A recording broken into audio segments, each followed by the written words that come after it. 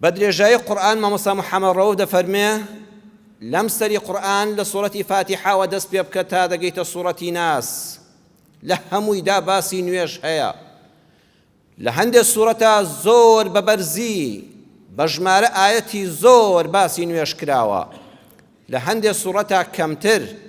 لهند السورة ناوي نويشك نابين دري واتا ناوي نويش بخودي خوينة هاتوا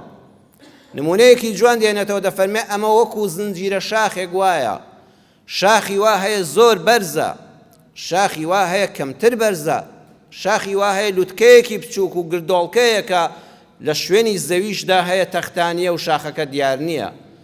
ئەفەرمێ قورئانەکەی ئێمەش ئاوا لە زۆر شوێنی قورئاندا سوورەتی وا دەخوێنیەوە زۆر بە درێژی باسی نوێژ دەکا لە هەندێکیاندا کەمتر لە هەندێک شوێن بزر دەبێت دیسان دەردەکەوێتەوە فعلا نمونەیەکی جوانە کە قورئانتان خوێندەوە دیقەتی ئەو نمونەیە بدەن وەکو زنجیرە شاخەکان وایە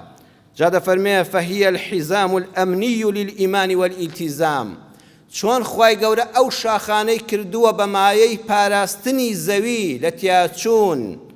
ئەو شاخانە وەکو مێخێک داکوتراون چۆن خێمەیەک دێنی بە مێخ بەو سنگانەدای دەکوتی ئەگەر ئەوە نەبێ ڕەشەبا هەڵی دەگرێ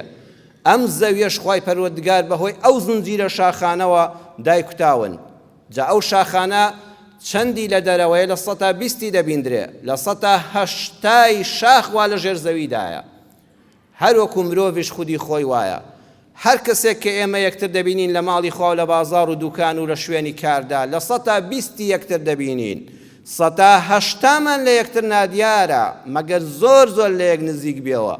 بۆیە تەنها ژن و مێردن ئەو لە 180 یەکتریش دەبینن کاتێکە کچێک دەبینی شوو بە کوڕێک دەکا ئەڵە وەڵڵا ئەوەی من ناسی بووم بەخوای وانەبوو زۆر گۆڕاوە نەخێر زۆر نەگۆڕاوە هەر وەکو جارانە بەڵام تۆ لە کاتی دەرەوەدا لە شکڵی دەرەوەدا لە 120 شاخەکەت بینیوە لە 180کەی وا لە سینەدایە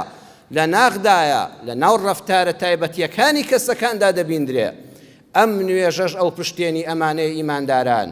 هەر وەختێک نوێژل لەدەستدا حیزامی ئەمانن نەما ئەوە پەنا بەخوا ڕۆژ بە ڕۆژ ڕەشەبای بێدینی و دیە لەگەڵ خۆی عادەت بە حتا نوێژەکانت پتەو بن ڕەگی ئاینەکە لە دڵتا خوڵترە هەر نوێژێکت چوو پەنا بەخواوە بزانە سنگێک لە خێمەی ئیمانت هەڵکەندراوە زۆر معەڕەزی کەوا ئەم ڕەشەبای بێدینی و ئیلحادە لەگەڵ خۆیدا بدبە دەفەرمێ وتەنظیمی السلوکی ئەم ئەخلاق و بەها بەرزشکە لە کۆمەڵگادا ماوە بەڕێزان هەر بەرهەمی ئەم نوێژەیە وتەجسیدی القیەمی بەرپاکردنی قیەم و ئەخلاقە بەرزەکان ئەم هاوکاری و هاودەمیە کە لە ناو میلەتی ئێمەی کورد و گەلانی جیهانی موسڵماندا هەیە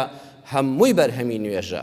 کە نوێژمان نەدەستدا پەنا بەخوا ئەوانی تریش وردە لە دەست دەدەین